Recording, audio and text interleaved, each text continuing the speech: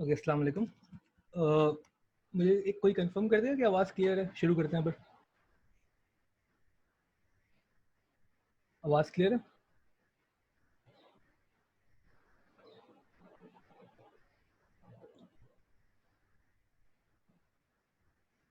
Okay, thank you.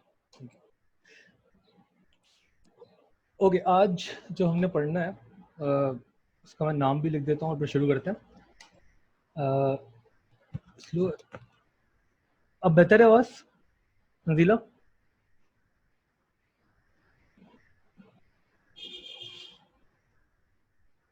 ठीक है, okay. मैं कोशिश करूँगा थोड़ा सा लाउड होने की। जी, आज जो हमने पढ़ना है उसका नाम है basically the equi marginal principle. ये हमने शुरू करने की कोशिश की थी, थोड़ी सी हम नहीं कर पाए थे सही से।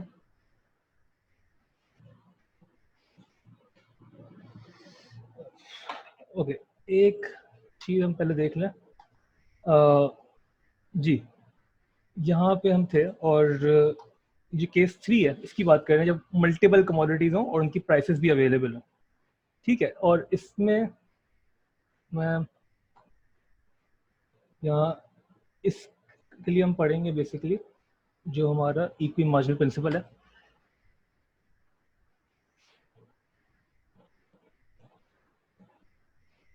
प्रिंसिपल की स्पेलिंग ये PLE होती है, PAL होती है? मुझे हमेशा कंफ्यूजन रही है इसमें, कोई क्लियर करेगा? ये PLE वाला लिखेंगे हम या PAL वाला लिखेंगे? फ़र्क क्या होता है इन दोनों में?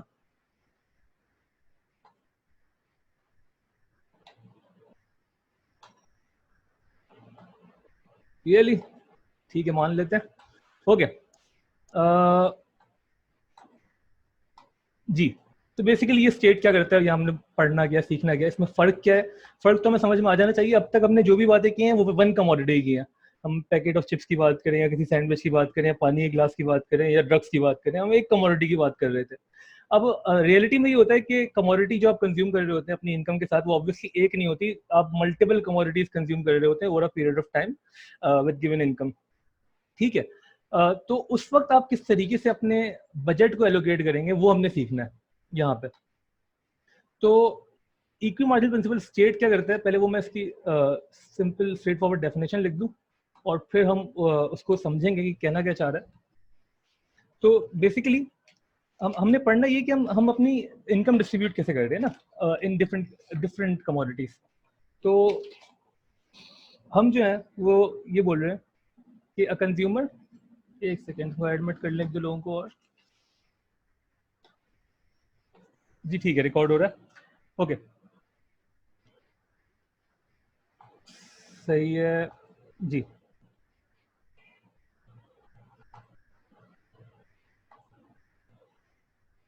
ओके, कंज्यूमर, और कंज्यूमर की बात हो रही है जो रैशनल कंज्यूमर है। Rational consumer will distribute his income, अपनी इनकम वो इस तरीके से डिस्ट्रीब्यूट करेगा between goods, between different commodities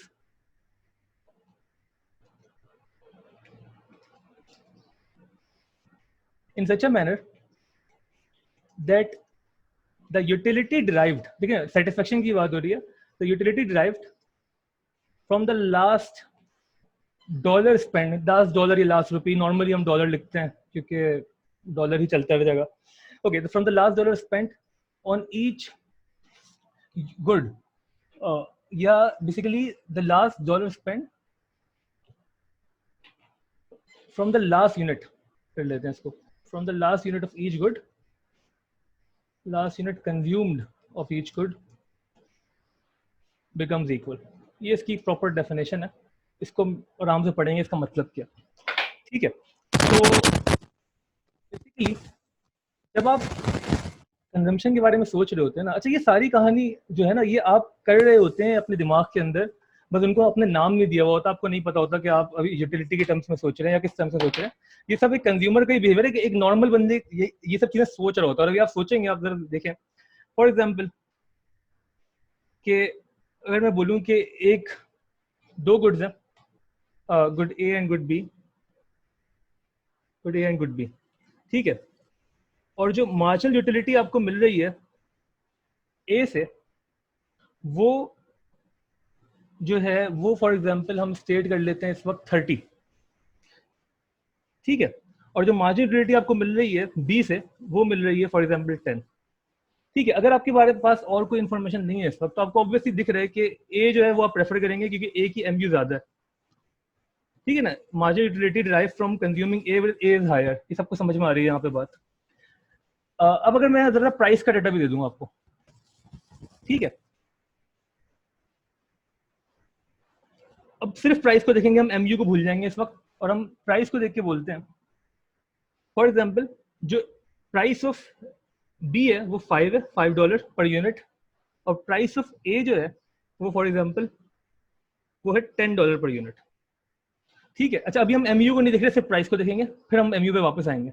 अच्छा, अगर मैं सिर्फ इन दो चीजों को देखूं, प्राइसेस को, और कुछ ना देखूं, तो मुझे दिख रहा है कि जो ए है, मैं ये कह सकता हूं, इसको अगर मैं एनालिसिस करूं इस चीज का, तो मैं ये बोलूंगा कि जो ए है वो ट्वाइस एज एक्सपेंसिव है, A is twice as expensive as B.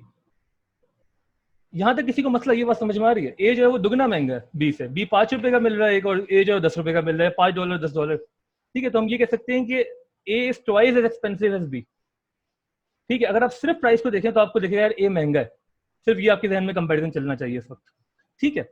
लेकिन अगर हम इसकी यूटिलिटीज को देखें, सेटिस्फेक्शन को देखें, however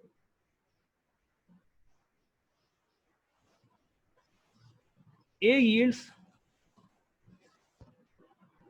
thrice as utility as B, मतलब कि ए बी से महंगा तो है, दुगना महंगा है, लेकिन जो वो यूटिलिटी दे रहा है वो 3 टाइम्स दे रहा है। ये बात समझ में आ रही है आपके? तो given this scenario, given this, आप क्या कंज्यूम करेंगे, सिर्फ ये मुझे बताएं। Given this scenario what would you consume, A और बी? अभी मैं इनकम की बात नहीं कर रहा, assuming you have all the income in the world, ठीक है। आपको सिर्फ ये डिसाइड करना है बिटवीन टू गुड्स और you know their prices and you know the utilities you are going to get. तो आप ए कंज्यूम करेंगे या बी कंज्यूम करेंगे? ए, बिल्कुल ठीक है ना, क्योंकि आपको ये दिख रहा है कि सही है, ए महंगा तो है, ए दुगना महंगा है, मगर ए से जो मुझे सेटिस्फेक्शन मिल रही है वो 3 टाइम ज्यादा मिल रही है। मतलब अगर आप एक आईफोन को कंपेयर कर रहे हैं किसी एक नॉर्मल एंड्रॉइड फोन से, तो आप कह सकते हैं ठीक है, it is twice as expensive, however it is giving me thrice और क्वाड्रुपल टाइम्स मोर यूटिलिटी। जब भी people end up buying iPhone, मतलब जिनके पास इनकम है ऑब्वियसली, ठीक है ना। इनकम को फैक्टर भी हम इनकम को फैक्टर इन करेंगे इसके अंदर, लेकिन अभी तक हमें सिर्फ ये समझ में आ रहा है कि सही है, अगर आप हायर प्राइस पे करने के लिए रेडी होंगे if you are getting utility with a higher rate, सही है ना, दुगनी प्राइस आप देने के लिए रेडी हैं अगर आपको यूटिलिटी जो है वो 2 टाइम से ज्यादा मिल रही हो। अगर ये 30 की जगह, मतलब यूजिंग दिस प्रिंसिपल, अगर ये 30 की जगह यहाँ पे, इसको हम 30 को एक सेकेंड मिटा भी दें और यहाँ पे हम कर दें 25, तो अब क्या कंज्यूम करेंगे आप, ए या बी?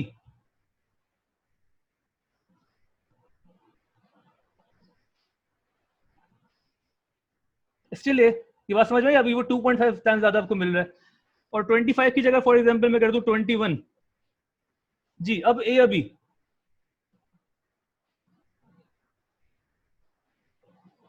Still a. ये बात समझ में आ रही है ना? बिल्कुल ठीक है, बेहतरीन। अच्छा, अब 20 की जगह अगर मैं कर दूं 21 की जगह मैं कर दूं 20, अब बताएं ए या B?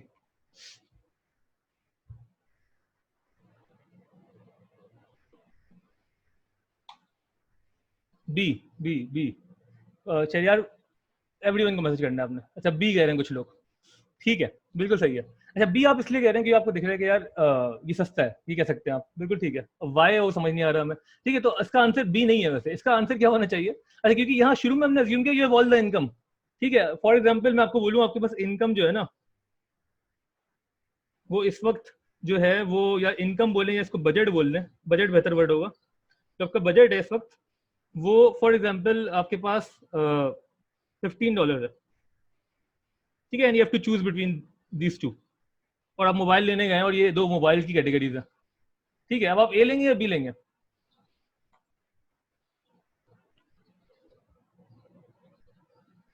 Ji, given this income A consume करेंगे बी कंज्यूम करेंगे, और ये सिनेरियो है।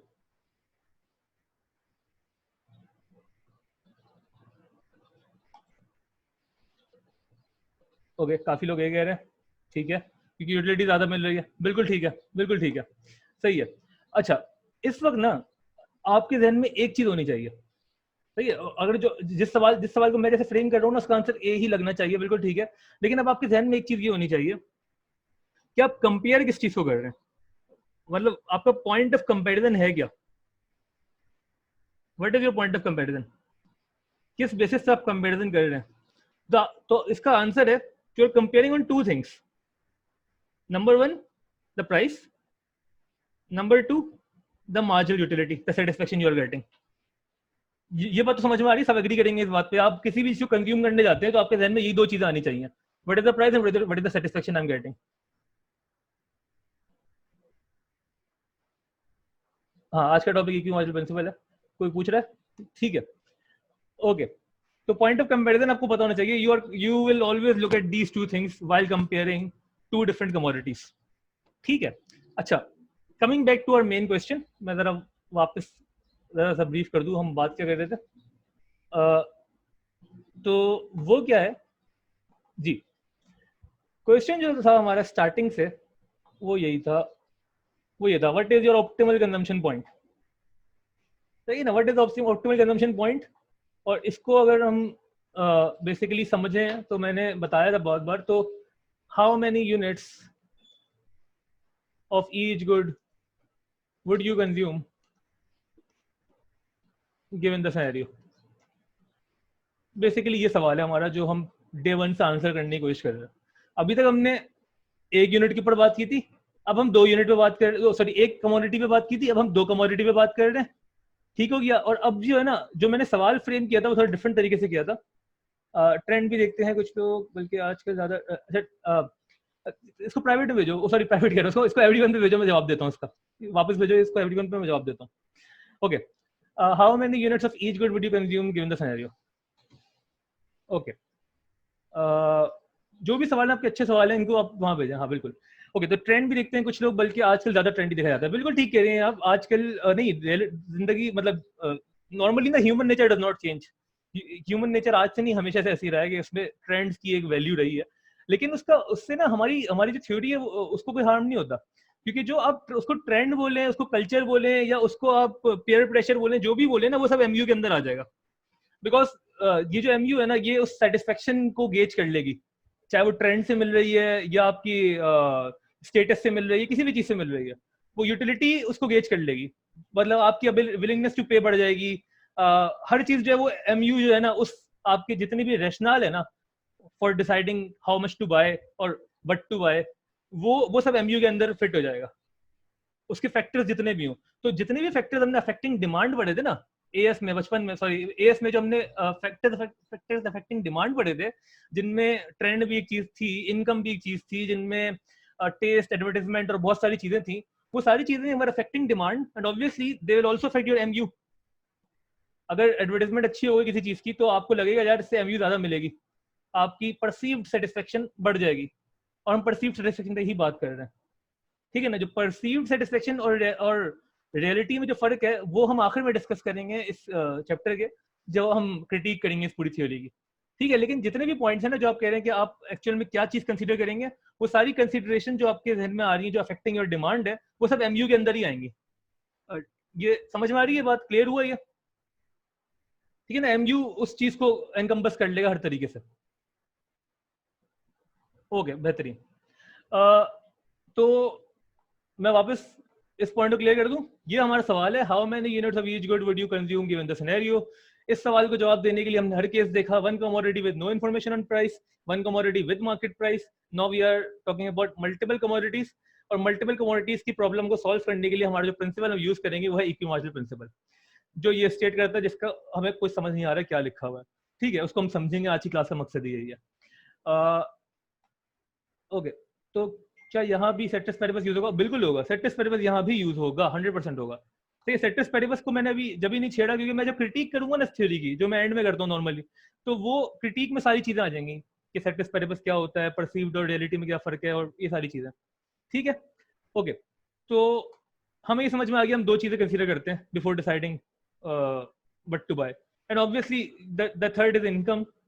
लेकिन अभी ना मैं इस केस में इनकम को थोड़ा सा अभी हटा रहा हूँ, उसको मैं वापस लेकर आऊंगा कि इनकम से क्या, क्योंकि इनकम बेसिकली एमयू में ही आ जाएगी एक तरीके से, लेकिन हम इनकम को कैसे यूज करेंगे अपने सवालों में वो भी हम आज ही देखेंगे इंशाल्लाह। ओके, तो अब ये हमें सारी कहानी समझ में आ गई है। तो अच्छा, इन दो चीजों को अगर मैं मिला के एक चीज बनाऊं तो वो क्या बनेगी, उसे हम कहेंगे एमयू पर प्राइस पर डॉलर, या बेसिकली एमयू ओवर प्राइस, कि what is the utility you are getting per dollar spent. ये बात समझ में आ रही है? हर डॉलर पे कितनी सेटिस्फेक्शन मिल रही है। अगर यहाँ पे $5 पे $10 की सेटिस्फेक्शन मिल रही है, तो बेसिकली हर डॉलर पे 10/5 is equal to 2 utils. Utils क्या कहते हैं एमयू को, हम यूटिलिटी को यूटिल्स में करते हैं, तो यू आर गेटिंग 2 यूटिल्स पर डॉलर स्पेंट। ये बात समझ में आ रही है ना? और अगर जो हमने इनिशियल केस बनाया था जिसके ऊपर हमने ये पूरी ये साइज वाली बात भी लिखी थी, तो मैं उसको अगर वापस लिख दूं यहाँ पे, तो जो कि ये था 30,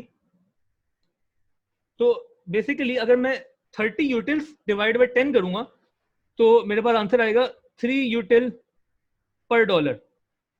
सही है ना? तो ये दो जो हमारे पॉइंट ऑफ कंपैरिजन है, इनको मैं यूज कर रहा हूँ, और इनको मिला के हमने एक चीज बना ली है, एक नई टर्म बना ली है जिसे हम कहते हैं एमयू पर डॉलर। और उसका मतलब बेसिकली क्या, एमयू को डिवाइड कर दें आप प्राइस से। यहां तक बात समझ में आ रही है? एमयू पर प्राइस, एमयू पर डॉलर क्या हो रहा है, कि आप ये देख रहे हैं कि हर $1 पे कितनी यूटिलिटी मिल रही है, हर डॉलर पे कितनी यूटिलिटी मिल रही है, ये आपके ध्यान में चल रहा है। ये बात समझ में आ रही है ना? एमयू पर डॉलर की बात हो रही है, यहां तक कोई मसला? क्योंकि ना जब आप एमयू पर डॉलर कर देंगे ना, तो कंपैरिजन करना बड़ा आसान हो जाएगा। अब आपके पास एक मेट्रिक है जिसको आपको यूज करना है for every good, for every commodity. आप बोलेंगे यार 2 गुड्स हैं, उनकी एमयू पर डॉलर कंपेयर कर लो, जिसका बेहतर आ रहा है वहां पे आपके हर $1 की वैल्यू ज्यादा मिल रही है। ये बात समझ में आ रही है? किसी को मसला इस चीज में तो पूछ लो यहाँ पे, ये बात समझना सबसे इंपॉर्टेंट है इस टॉपिक के लिए। तो we are talking about MU per dollar for every dollar spent, what is the utility you are getting. ठीक है, फॉर ईच गुड।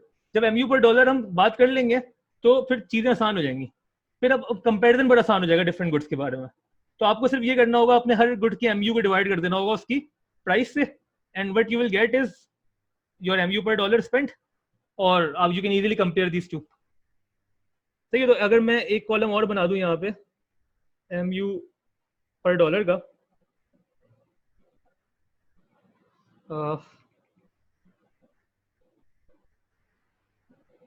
पर डॉलर, तो यहाँ पे 30/10 इज 3, यहाँ पे 2, तो obviously this one is better. ये बात समझ में आ रही है?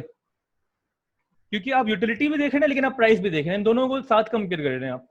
इसमें किसी को मसला तो बता दो। क्लियर है यहाँ तक? यहाँ तक क्लियर हो गया तो आगे इंशाल्लाह आसानी होगी। ओके, बेहतरीन है। एक दो लोग और होके बोल दो यार, ताकि मुझे, क्योंकि ये इंपॉर्टेंट है, ये काफी लोगों को समझ में नहीं आता है कॉन्सेप्ट। वो याद तो कर लेते हैं बट अंडरस्टैंडिंग का मसला रहता है उनके साथ। ओके, ठीक है, बेहतरीन। ओके, आगे बढ़ते हैं। अच्छा, इस ये जो हमने एग्जांपल की थी और रियलिटी जो मतलब आपके आपने जो देखना होगा उसमें फर्क क्या है, उनमें फर्क बस एक चीज का रह गया, वो है ये चीज जिसे हम कहते हैं हाउ मेनी यूनिट्स। हमने यूनिट्स की बात नहीं की अभी तक हम होलिस्टिकली कंपेयर कर रहे थे दो गुड्स को। ठीक है, रियलिटी में आप दो गुड्स को सिर्फ कंपेयर नहीं करेंगे, आप ये भी सोच रहे होंगे मैं किसके कितने यूनिट्स कंज्यूम करूं। आपने ये भी डिसाइड करना है यूनिट्स कितने कंज्यूम करना है। सही है ना? तो अब आपने ये डिसाइड करना है कितने यूनिट्स कितने यूनिट्स कंज्यूम करें हर चीज के, और उस डिसीजन का आंसर आपको कौन देगा? आपको वही देगा जो है आपका एमयू पर प्राइस, जिसे हम कहते हैं एमयू पर डॉलर। तो ये जो last dollar spend from the last unit consume of each good become equal, तो MU per dollar is basically this ना, the last the dollar spent, sorry, the utility derived from the last dollar spent. ठीक है ना, utility drive from the last dollar spend जो है ये this is your MU. इसको हम थोड़ा ये कर देते हैं. ठीक है, this is your MU, MU per dollar की डेफिनेशन ये होगी, utility drive from the last dollar spend. और इसको अब हम यूनिट्स में कैसे देखेंगे वो हम देखते हैं. ओके, तो वो हम देखेंगे इस तरीके से. यही वाला केस जो अभी हम ए और बी को कंपेयर कर रहे थे, अगर देखें this is A, this is B, या ठीक है. तो हमने जो एग्जांपल की थी वो ये केस था, दिस 30/10 और 10/5. ठीक है, 30/10. अच्छा, एक काम करते हैं, ए और बी को ऐसे लिख लेते हैं जी. 30/10 और ये था 10/5. जी, अगर ये सीन है आपके सामने, ठीक है, अब आपको जहन में ये होना चाहिए कि आप बात किसकी कर रहे हैं. मैं वापस रिपीट कर दूं, आपके जहन में ये होना चाहिए कि हम बात कर रहे हैं how many units to consume. सही है ना, यूनिट्स की बात हो रही है. तो अब जब आप कंपेयर कर रहे होंगे दो चीजों को, तो आप ये देखेंगे कि मैं किसकी कंजम्पशन बढ़ाऊं और किसकी कंजम्पशन कम करूं. या सिर्फ अभी बढ़ाने का सोच रहे हैं, बढ़ाने का सोचें, कम करना खुद समझ में आ जाएगा. गिवन दिस सिनेरियो, आप किसकी कंजम्पशन बढ़ाएंगे, ए की कंजम्पशन बढ़ाएंगे या बी की?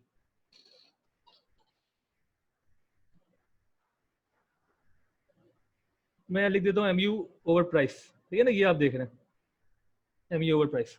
जी, कंजम्पशन किसकी बढ़ाएंगे आप, ए की या बी की? ओके, सबको समझ में आ गया, ए की बढ़ाएंगे.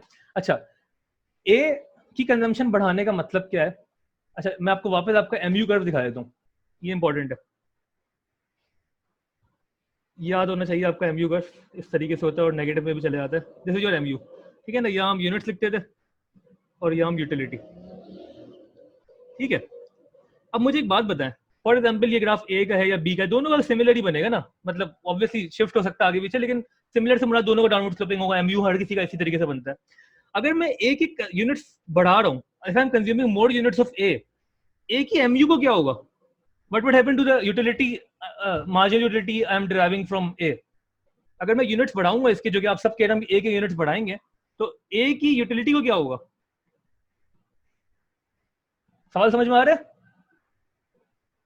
आपने यहां पे डिसाइड किया कि given this scenario you will consume more of A. ठीक है, because the value you are getting from the dollar spent on A is higher. ठीक है, और ये मैंने भी कहा सही है. मैं अब सवाल, अगला सवाल ये, जब आप ए को ज्यादा कंज्यूम करेंगे तो ए की यूटिलिटी के साथ क्या होगा? It will keep on diminishing. बिल्कुल ठीक है, it will keep on diminishing. Zero नहीं होगी, डिक्रीज होना शुरू हो जाएगी. बिल्कुल ठीक है, बिल्कुल ठीक है. तो जब आप ए को बढ़ाएंगे तो ए की यूटिलिटी कम होना शुरू हो जाएगी. ये बात समझ में आ रही है कि सबको क्लियर है ये चीज? डिक्रीज हो जाएगी, बिल्कुल ठीक है, बेहतरीन. ओके, जब डिक्रीज होगी तो अब आपका सिनेरियो जो है वो कुछ इस तरीके से बन जाएगा. अच्छा, प्राइस तो चेंज नहीं हुई ना, प्राइस तो सिर्फ तब चेंज होगी जब डिमांड सप्लाई कंडीशन चेंज होंगी. ठीक है, प्राइस तो हम दोनों की सेम अज्यूम कर रहे हैं, अभी भी प्राइस हमेशा हम सेम ही अज्यूम करेंगे समझने के लिए. Okay, so if you will increase the consumption of A, the marginal utility you are getting from the next unit would decrease. Okay, तो ये for example 30 से कम होके 20 हो गई. ये बात समझ में आ रही है ना? अच्छा, इसमें किसी को मसला, यहाँ तक, यहाँ 20 तक किसी को मसला? कम होगी हमने मान लिया और 20 हमने अज्यूम कर लिया 20 हो गई. ठीक है, नंबर्स में रैंडम दे रहा हूँ, उसकी टेंशन नहीं लेनी हमने. वो नंबर्स आप एक एग्जांपल में बना के दे दूंगा, जो आप अपने एग्जाम में भी लिख सकते हैं, उसका मसला नहीं है. लेकिन समझ में आ रहा है, कम होगी और कम क्या होगी, कितनी होगी? हमने कहा चलो 20 हो गई. क्लियर है? ठीक है, ये देखो मैं बड़ा स्टेप बाय स्टेप लेके चल रहा हूँ, इंपॉर्टेंट है कॉन्सेप्ट. ओके,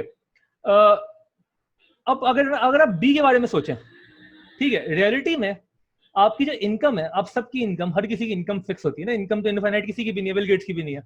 ठीक है, इनकम जब आप स्पेंड ज्यादा करेंगे किसी एक गुड पे, when you spend more on one good, you will be left with less income to spend on other goods. Make sense ना? जब आप स्पेंड ज्यादा करेंगे एक गुड के ऊपर, तो you will be left with lesser income to spend on other goods. Therefore, you will decrease your consumption of other goods. मतलब you cannot increase the consumption of one good without decreasing the consumption of another good, assuming that you are spending all your income.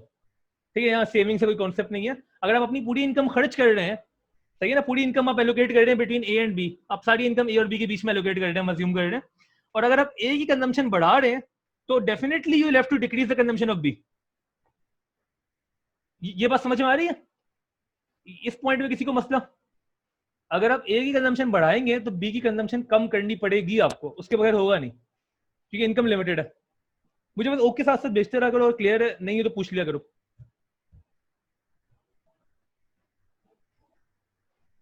Okay okay, सही है. तो अगर आप ए की consumption बढ़ाएंगे तो B की कंजम्पशन आपको कम करनी पड़ेगी. We all are agreeing because we all have limited incomes. सही है, बिल्कुल ठीक है. अब होगा क्या अगर हम इस ग्राफ को रिवर्स पढ़ें? जब आप किसी भी चीज की कंजम्पशन कम करते हैं, उसकी एमयू के साथ क्या होगा? अब अगर यूनिट्स कम कंज्यूम करेंगे तो उसकी एमयू के साथ क्या होगा?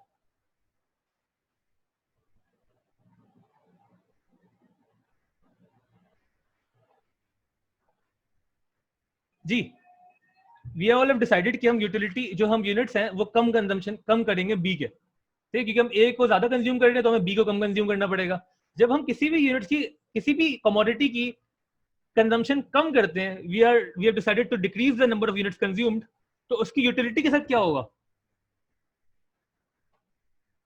इंक्रीज हो जाएगी. बेहतरीन, ये बात समझ में आ रही है ना? रिवर्स चल रहे हैं ना अब हम. अगर हम यूनिट्स बढ़ाएंगे तो एमयू डिक्रीज होगी, यूनिट्स कम करेंगे तो एमयू इंक्रीज होगी. Make sense? समझ में आ रही है बात? बिल्कुल ठीक है, बिल्कुल ठीक है, बेहतरीन. तो अब होगा क्या? नहीं समझ में आ रही है रिजवा? अरीज अरीज वापस मैं बताता हूँ. ओके, मैं एक बार रिपीट करेंगे यहाँ से यहाँ तक. देखिए ये सिनेरियो था, इनिशियल सिनेरियो वाज दिस यहाँ तक, और इसको देख के आपने डिसाइड किया कि you will consume more of A. ठीक है, because A was giving you higher utility per dollar. ये 3 आ रहा था इसका आंसर, और इसका आंसर 2 आ रहा था. ठीक है, 3 was higher, this was the same. ठीक है, ये ग्रेटर देन का साइन बना सकता हूँ मैं, थोड़ी बहुत मैथ यूज कर रहे हैं हम. तो आपको पता है कि दिस वाज ग्रेटर, और जो भी ग्रेटर होता है उसको आप ज्यादा कंज्यूम करेंगे. सही है ना, बिकॉज आपको ज्यादा सेटिस्फेक्शन मिल रही है. तो आपने कहा हम ए को ज्यादा कंज्यूम करेंगे. ए को ज्यादा कंज्यूम करेंगे तो ए की जो यूटिलिटी है it will start to fall because of this graph. जब भी आप ज्यादा कंज्यूम करेंगे तो utility will start to fall. ठीक हो गया, ये हमने मान लिया. तो हमने बोला भाई 30 से 20 हो गई. ठीक है, दूसरी चीज हमने ये कही, जब हम ए को ज्यादा कंज्यूम करेंगे तो हम बी को कम कंज्यूम करेंगे. ठीक है ना, बी को जब हम कम कंज्यूम करेंगे तो बी की utility will start to rise. ये हम सबने मान लिया.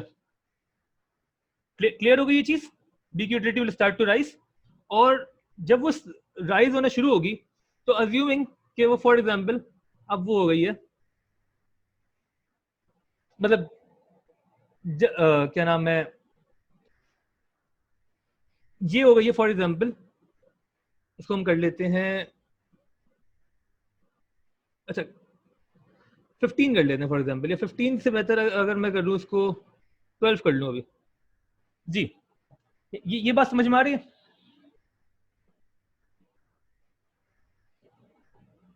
यहां तक कोई मसला?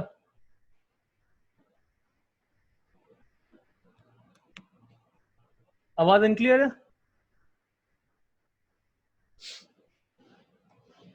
अब बेहतर है? आवाज बेहतर है अब?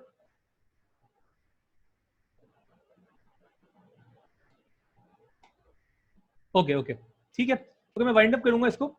मैं एग्जाम्पल जो चेंज कर रहा हूँ ताकि हम इसी स्टेप पे हम खत्म कर सकें. नंबर्स हम ऐसे लिखेंगे कि हमारी थोड़ी जिंदगी आसान हो जाए. इसको मैं कर लेता हूँ जी. 30 से हमने कहा था कि एक यूटिलिटी कम होगी तो इसको मैं 25 कर लेता हूँ. ठीक है, वो थोड़ा आसान हो जाएगा. 10 से मैंने कहा इसकी यूटिलिटी बढ़ना शुरू होगी बिकॉज हम इसकी यूनिट्स कम कंज्यूम कर रहे हैं, तो 10 से फॉर एग्जाम्पल ये होगी 12.5. ठीक है, एंड वाओ, ये दोनों इक्वल आ गए, ये भी 2.5 है और ये भी 2.5 है.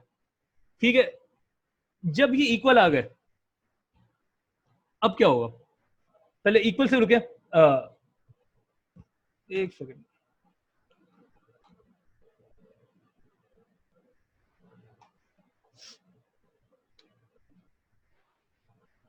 मैं वापस बता रहा हूँ, आवाज क्लियर है? वापस फिर से इंटरनेट का मसला हुआ था।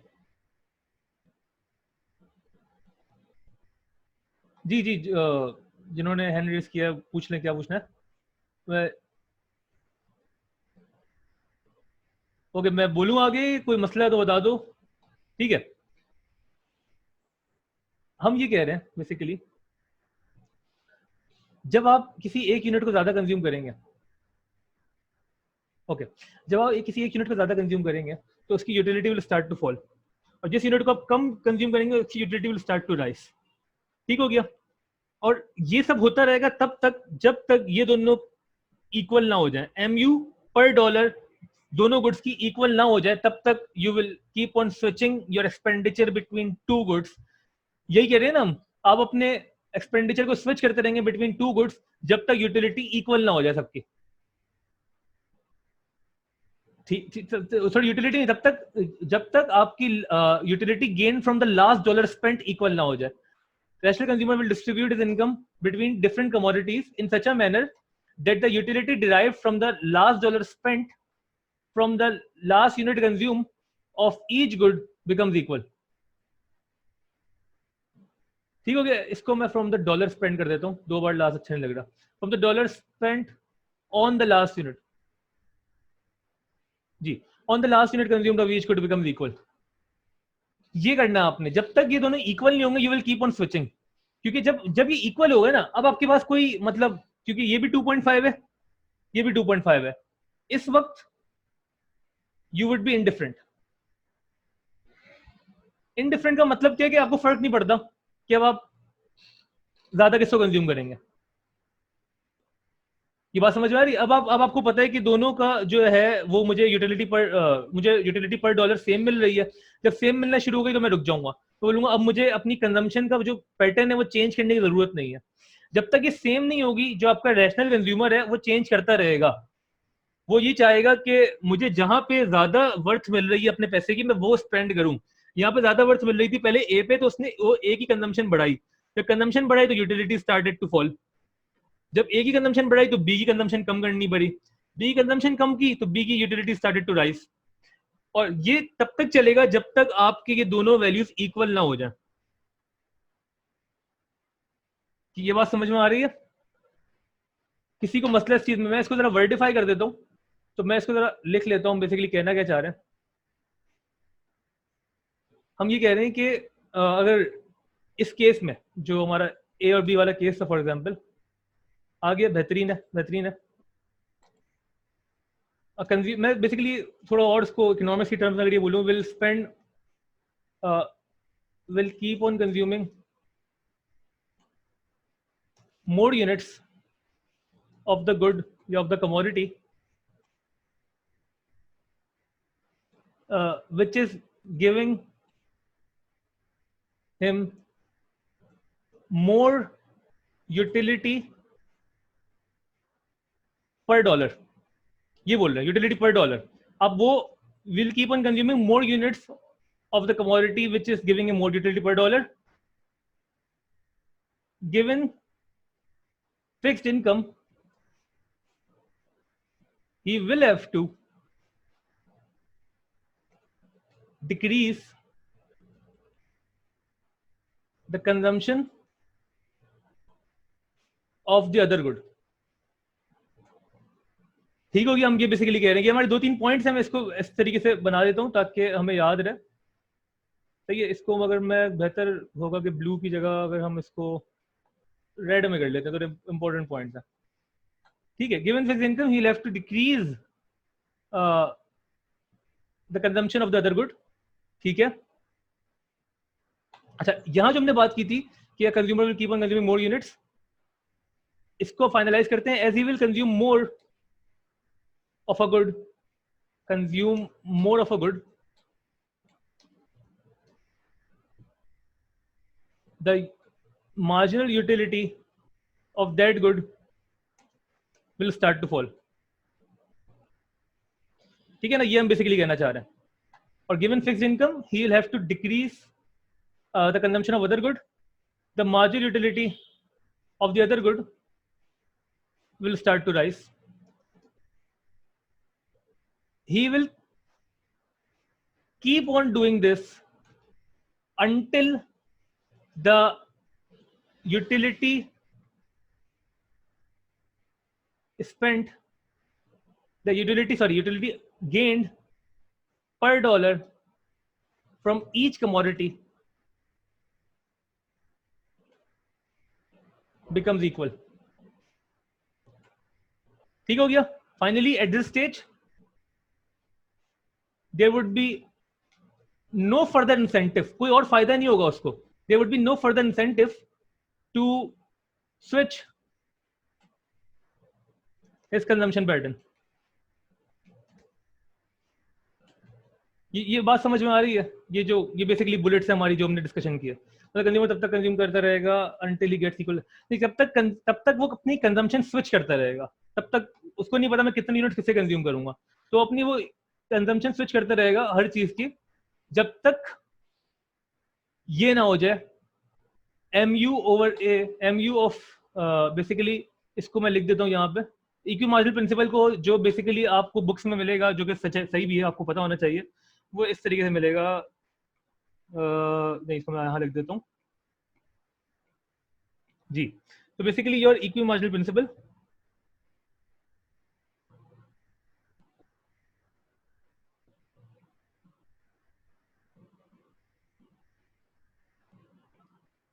सेज कि आप कंजम्पशन तब तक स्विच करते रहें जब तक mu of a over price of a equal ना हो जाए mu of b over price of b के. तो basically this is your equi marginal principle. तब तक वो कंज्यूम करेगा. जब ये इक्वल हो गए तब there will be no incentive to change. और इस पॉइंट पे जितने यूनिट ए के डिसाइड हो गए और बी के डिसाइड हो गए, that would be his optimal consumption point. ये बात समझ में आ रही है? किसी को मसला इस चीज में?